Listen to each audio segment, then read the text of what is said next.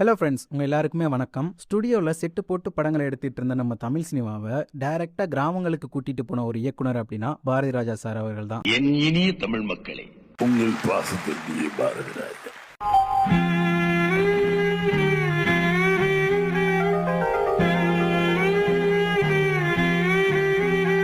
கிராமத்து மண் வாசனையையும் இயல்பான மனித உணர்வுகளையுமே ஸ்க்ரீனில் காட்டி நடிகர்களுக்காக பாடல்களுக்காக திரையில போயிட்டு படங்களை பார்த்துட்டு இருந்த மக்களை டைரக்டருக்காக படத்தை போய் பார்க்க வச்சாரு பாரதி ராஜா சார் தான். இதனாலேயே இவருக்கு இயக்குனர் இமயம் அப்படின்ற ஒரு பேரும் வழங்கப்பட்டுச்சு. தமிழ் சினிமா வரலாற்றிலேயே தனக்கான ஒரு அழியாத இடத்தை பிடிச்சவர் பாரதி ராஜா சார் தான். அவரு இன்னைக்கு நம்மளை விட்டு பிரிஞ்சிருக்காரு. Rest in peace Bharathi Raja sir. ஆழ்ந்த இரங்கல்களை தெரிவிச்சுக்குவோம் நம்ம எல்லாரும் சேர்ந்து. ஓகே, பெர்ஃபெக்ட், ரொம்ப கரெக்டா இருக்கு.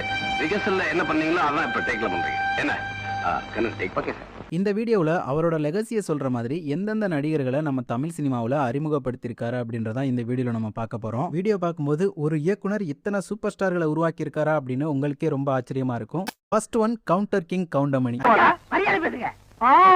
இவர் மாநாட்டுக்கு பந்தல் போடுறவருக்கு மரியாதை வேற வேணும். ஆக்சுவலாக கவுண்டமணி அவர்கள் சர்வ சுந்தரம் அப்படின்ற படத்தில் தான் ஃபர்ஸ்ட் டைமாக நடிச்சிருப்பாரு.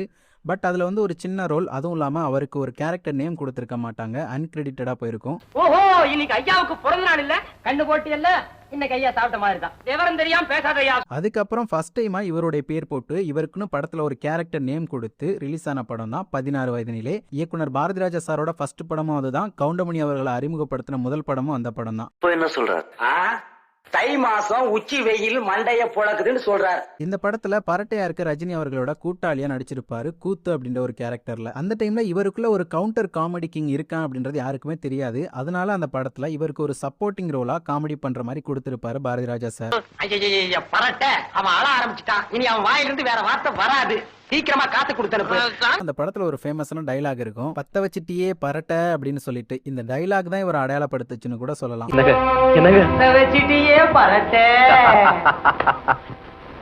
அன்னைக்கு பாரதி ராஜா சார் மூலமா தமிழ் சினிமாவுக்குள்ள வந்தவர் தான் இன்னைக்கு நகைச்சுவை மன்னரா தமிழ் சினிமால இருந்துட்டு இருக்காரு. இவனை நம்பி நம்ம பொண்ணை கொடுத்தோம்னா அந்த பக்கம் இவன் சீட்டாடுவான், இந்த பக்கம் பொண்ணை டான்ஸ் ஆட விட்டுருவான்.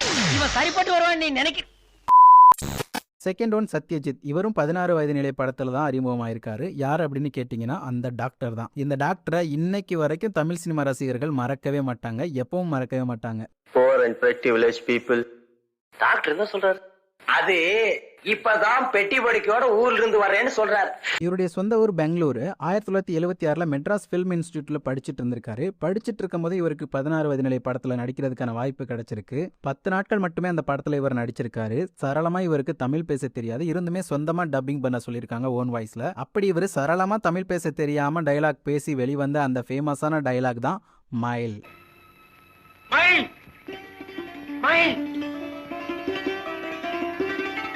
இந்த படத்துக்கு அப்புறமா இவரு ஹேராம், காதல் கொண்டேன், ராட்சசி, இன்னும் சில படங்கள் எல்லாம் நடிச்சிருக்காரு. பாதிதான் இருக்கு, மீதி தான் ஒரு தாவணியும் ஜாக்கெட்டும் முடிச்சிட்டு இருக்கு.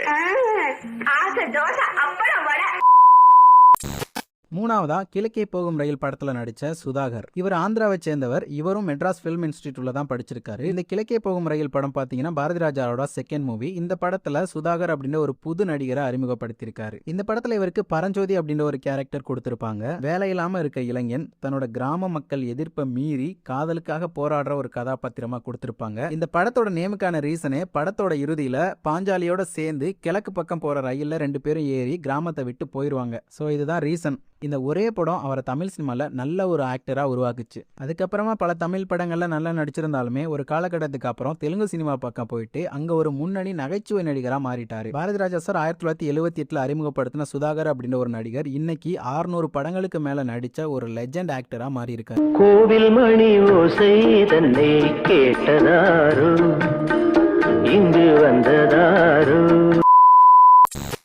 ஃபோர்த் ஒன், பாக்கியராஜ் அவர்கள். 1979 வந்த புதிய வார்ப்புகள் படத்து மூலமா தான் பாக்கியராஜ் அவர்களை ஒரு ஹீரோவா தமிழ் சினிமாவுக்கு அறிமுகப்படுத்தியிருப்பாரு பாரதி ராஜா சார்.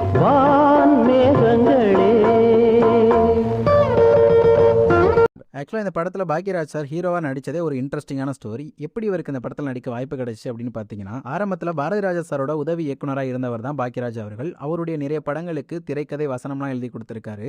முதல்ல இந்த படத்தில் கங்கை அமரன் அவர்களை தான் நடிக்க வைக்க ஆசைப்பட்டிருக்காங்க. அவர் தான் சூஸ் பண்ணியிருக்காங்க. பட் படம் தொடங்குறதுக்கு முன்னாடி நாள் தான் டக்குன்னு சேஞ்ச் ஆகுது, பாக்யராஜ் அவர்களை நடிக்க வைக்கலாம் அப்படின்னு சொல்லிட்டு. அந்த டைமில் ஹீரோலாம் எப்படி இருந்தாங்களோ அந்த ஒரு தோற்றம் பாக்யராஜ் அவர்கள்கிட்ட கிடையாது. பட் இருந்தாலுமே அவர் மேலே நம்பிக்கை வச்சு பாரதிராஜா சார் அவருக்கு அந்த படத்தில் ஹீரோவை நடிக்கிறதுக்கு வாய்ப்பு கொடுத்திருக்காரு. அந்த படத்தில் பாக்யராஜ் அவர்களும் நடிக்கிறாரு. படமும் மிகப்பெரிய வெற்றி பெறுது. இந்த படத்தில் டைலாக் எழுதுனதுக்காக பாக்யராஜ் அவர்களுக்கு சிறந்த வசனகர்த்தாக்கான தமிழ்நாடு அரசு விருதும் கிடைக்குது.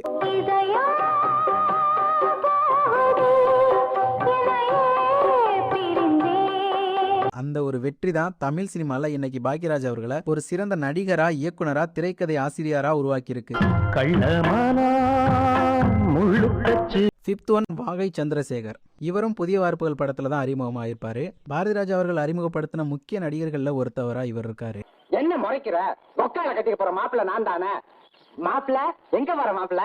உங்களுக்கு சாப்பாட்டுக்கு எல்லாம் வாங்க போறேன். ஆக்சுவலா இவருக்கு வாகை சந்திரசேகர் அப்படின்ற ஒரு பேர் வந்ததுக்கான ரீசனே இந்த படம் தான். இந்த படத்துல இவரோட கேரக்டர் நேம் வாகை. அந்த பேரையே இவரோட பேருக்கு முன்னாடி சேர்த்து வாகை சந்திரசேகர் அப்படின்னு மாத்திட்டாங்க. இவர் இந்த படத்துக்கு அப்புறமா நண்பா நண்பா அப்படின்னு ஒரு படத்துல நடிச்சதுக்காக சிறந்த துணை நடிகருக்கான தேசிய விருது வாங்கியிருக்காரு. இது வரைக்கும் இவர் 300க்கும் மேற்பட்ட படங்கள்ல நடிச்சிருக்காரு.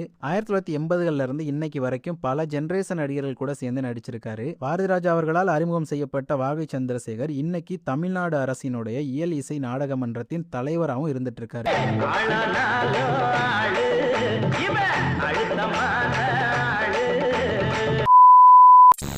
சிக்ஸ்த் ஒன் நிழல்கள் ரவி. 1980ல நிழல்கள் அப்படின்னு ஒரு படத்தை இயக்குனர் பாரதிராஜா சார் இயக்குறாரு. ஆக்சுவலா நிழல்கள் ரவிக்கு இந்த வாய்ப்பு எப்படி கிடைச்சிருக்கு அப்படின்னு பாத்தீங்கன்னா, நிறம் மாறாத பூக்கள் அப்படின்ற ஒரு படத்துக்கு டப்பிங் பேசுறதுக்காக ஆடிஷன் வந்தவர் தான் அவரு. பட் இவர்கிட்ட அப்படி என்னத்தை பார்த்தாருன்னு தெரியல பாரதிராஜா சார். நிழல்கள் படத்தோட ஹீரோவா இவரை சூஸ் பண்ணிட்டாரு. 1980களில் இளைஞர்களோட வாழ்க்கை சிரமங்கள் எப்படி இருக்கும் அப்படின்றதான் இந்த படம் பேசும். இந்த படம் கலெக்ஷன் வைஸ் பெரிய ஹிட் ஆகல. பட் நிழல்கள் ரவி அப்படின்ற ஒருத்தவரோட நடிக்கும் திறமையை தமிழ் சினிமாவுக்கு அறிமுகப்படுத்தின முக்கிய படம்.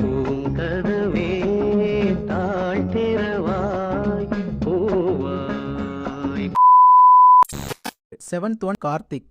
1981 ரிலீஸ் ஆன அலைகள் ஓய்வதில்லை அப்படின்ற ஒரு படத்துல தான் பாரதிராஜா சார் கார்த்திக் அவர்களை அறிமுகப்படுத்தியிருப்பாரு.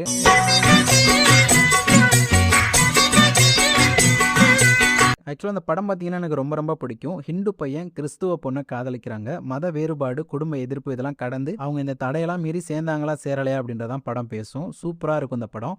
படத்தில் உள்ள பாட்டெல்லாம் அவ்வளோ சூப்பராக இருக்கும்.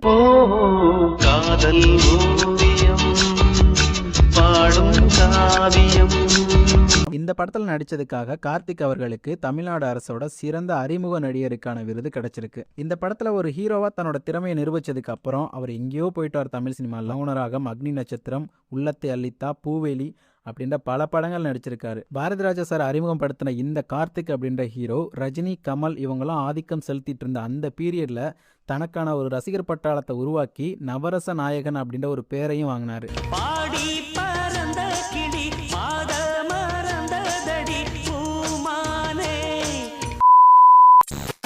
Eighth one Pandian. 1980களில் வில்லேஜ் ஓரியன்டட் ஃபிலிம்ஸ்ல நடிக்கிற ஹீரோஸ்ல முக்கியமான ஒரு ஆள் அப்படின்னா அது பாண்டியன் அவர்கள் தான். எதுக்கு பொண்டாட்டி என்ன சுத்தி வப்பாட்டி எக்கச்சக்கமாகி போச்சு கணக்கு.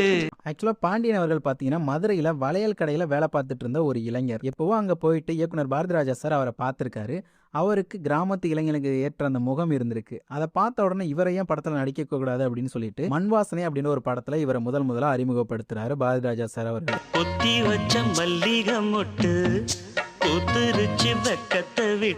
இந்த படத்துல வீரண்ணா அப்படின்ற ஒரு கேரக்டர் ப்ளே பண்ணிருப்பாரு. அட் த சேம் டைம் இந்த படத்தோட ஹீரோயினா நடிச்ச ரேவதி அவர்களுக்கும் இதுதான் முதல் படம். இந்த மண்வாசனை படம் 200 நாட்களுக்கு மேல தியேட்டர்ல ஓடி மிகப்பெரிய வெற்றி அடைஞ்ச படம். இந்த ஒரே படம், அதுவும் முதல் படத்தோட வெற்றிக்கு அப்புறமா ஒரே நாள்ல மிகப்பெரிய ஹீரோ ஆயிட்டாரு பாண்டியன் அவர்கள். அரிசி குத்தும் அக்கா மகளே, நீ கை பிடிச்சி கை விலக்கி. பாரதிராஜா சார் வளையல் கடையில வேலை பார்க்குற ஒரு இளைஞனா தமிழ் சினிமாவுக்கு அறிமுகப்படுத்தினாரு. அதுக்கப்புறம் பல வருஷம் கழிச்சு திரும்பி பார்த்தா 75 படங்களுக்கு மேல நடிச்ச கிராமத்து ஹீரோ அப்படின்னு ஒரு பெயர் வாங்கின ஒரு சிறந்த நடிகரா பாண்டியன் அவர்கள் மாறி இருந்தாரு.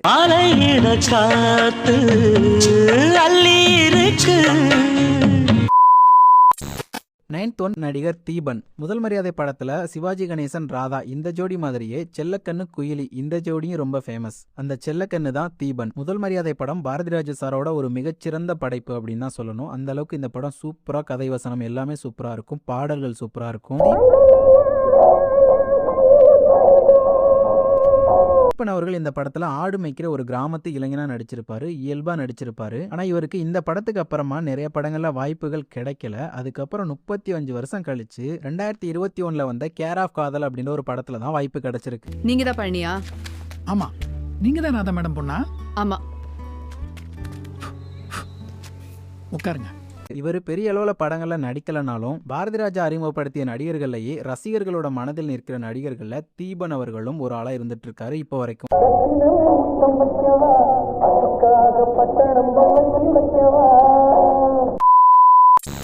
10th ஒன் ஆக்டர் ராஜா. பாரதி ராஜா அவர்கள் இயக்கி 1986 ரிலீஸ் ஆன கடலோர கவிதைகள் படத்துல நடிச்சவர் தான் இவர். இவர் பாரதி ராஜா சார் அவர்கள் டீச் பண்ண நடிப்பு பயிற்சி பள்ளியில தான் நடிக்க கத்துக்கிட்டு படத்துக்கு வர்றாரு.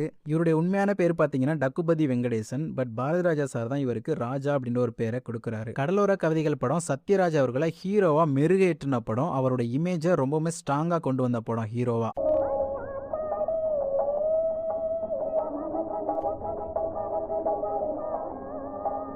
ரேகாவும் சத்யராஜ் அவர்களும் லவ் பண்ணுவாங்க. பட் ரேகா அவர்களுக்கு வீட்டுல பாக்குற மாப்பிள்ள பையனா வர்றவர் தான் ராஜா அவர்கள். ஒரு குணச்சித்திர கேரக்டர் தான் நடிச்சிருப்பாரு இந்த படத்துல ராஜா அவர்கள். இந்த படத்துல வந்த பாட்டெல்லாம் சொல்லவே தேவையில்ல, அவ்வளவு சூப்பரா இருக்கும். இளையராஜா சாரோட பெஸ்ட் ஆல்பம்ஸ்ல கடலோர கவிதைகளும் ஒண்ணு.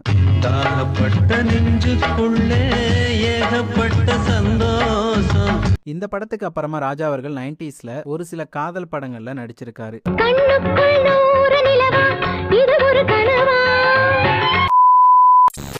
11th one actor Napoleon. Napoleon அவர்களை தமிழ் சினிமாவுக்கு பாரதி ராஜா அவர்கள் அறிமுகப்படுத்தின முதல் படம் 1991 வந்த புதுநெல்லு புதுநாத்து. ஆக்சுவலா இந்த படத்துல நடிக்கும் போது நெப்போலியன் அவர்களுக்கு 27 வயசு தான். பட் படத்துல அவரோட கேரக்டர் பாத்தீங்கன்னா சங்கரலிங்கம் அப்படின்னு சொல்லிட்டு கொடுத்திருப்பாங்க. இளமையா இருந்துட்டு தன்னோட முதல் படத்திலேயே வயசான கேரக்டர்ல நடிக்க வச்சிருப்பாரு. உண்மையிலேயே இந்த படத்துல அவரோட கேரக்டர் வயசான ஒரு ஆணவம் மிக்க ஒரு வில்லன் கேரக்டர் கொடுத்திருப்பாங்க. நல்லாவே பண்ணிருப்பாரு. கல்யாணத்துக்கு வரலன்னு இவ்வளவு கண்ணீர்வியாடா, நான் கூட சில நேரம் கரைஞ்சிருவேன்.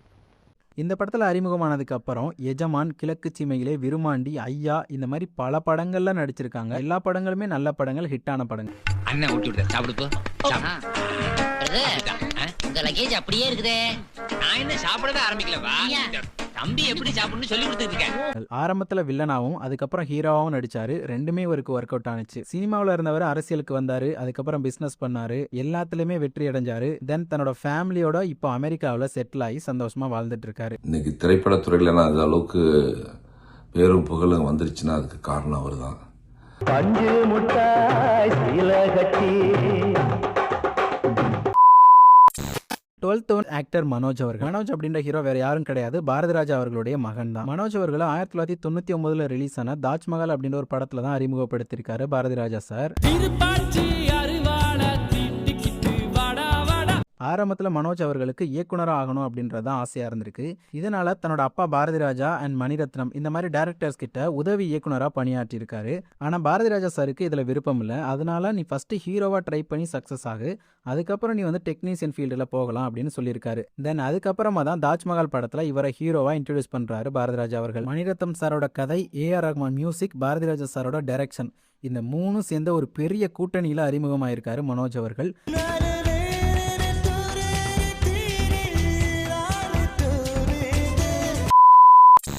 13th actor Bose Venkat. போஸ் வெங்கட் அவர்களை 2002 வந்த ஈரநிலம் அப்படின்ற ஒரு படத்து மூலமா தான் பாரதிராஜா சார் அவர்கள் அறிமுகப்படுத்தியிருப்பாங்க. ஆரம்பத்தில் இவர் ஆட்டோ ஓட்டுநராக இருந்திருக்காரு. அதுக்கப்புறம் சீரியல்ல ட்ரை பண்ணி மெட்டி ஒலி அப்படின்ற ஒரு சீரியல்ல கேரக்டர் பண்ணியிருக்காரு. அந்த கேரக்டர்ல நடிச்சது பாரதிராஜா சார் அவர்களுக்கு பிடிச்சு போவதுக்கு அவரையே ஈரநிலம் படத்தை களஞ்சியம் அப்படின்ற ஒரு கேரக்டர்ல நடிக்க வைக்கிறாரு. இப்படிதான் அவருக்கு இந்த ஒரு வாய்ப்பு கிடைச்சிருக்கு. இந்த படத்துல போஸ் வெங்கட் அவர்களுடைய நடிப்பு சூப்பரா இருந்ததுனால மேலும் மேலும் அவருக்கு படங்கள்ல நடிக்கிறதுக்கான வாய்ப்புகள் கிடைக்குது. எல்லாமே வந்து சப்போர்ட்டிங் ரோல்ஸ் அண்ட் குணச்சித்திர நடிகர்கள் இந்த மாதிரியான ரோலா தான் இருக்கு. பட் அதையுமே சிறப்பா பண்ணிட்டு இருக்காரு இப்போ வரைக்கும். நல்ல தமிழ் பாட்டு சார். புறநானூறு அகநானூறு புறநானூறு புறநானூறு அது பேசினீங்க. இந்த லிஸ்ட்ல சொன்ன நடிகர்கள் மட்டும் இல்லாம அலைகள் ஓய்தலை படத்துல தியாகராஜன், நிழல்கள் படத்துல மணிவண்ணன், எண்ணுயிர் துளன் படத்துல பாபு அண்ட் ரமேஷ், புதுநெல்லு புதுநாத்து படத்துல ராகுல், கண்கள் கைதிசை படத்துல வசீகரன், இந்த மாதிரி நடிகர்களையுமே அறிமுகப்படுத்தியிருக்காரு. சோ இவங்க எல்லாரும் தான் பாரதி ராஜா அவர்களால் அறிமுகப்படுத்தப்பட்ட நடிகர்கள். கண்ணீர் சிந்த ஆனந்த பூ ஒன்று பூக்கின்றதே. அவ்வளோதான் ஃப்ரெண்ட்ஸ், இதோட நான் இந்த வீடியோ முடிச்சுக்கிறேன். இந்த வீடியோ பிடிச்சிருந்தா மறக்காமல் like, comment, share and subscribe பண்ணிட்டு போயிருங்க. நெக்ஸ்ட் ஒரு வீடியோவில் வந்து உங்களை சந்திக்கிறேன். தேங்க்ஸ் ஃபார் வாட்சிங் ஃப்ரெண்ட்ஸ்.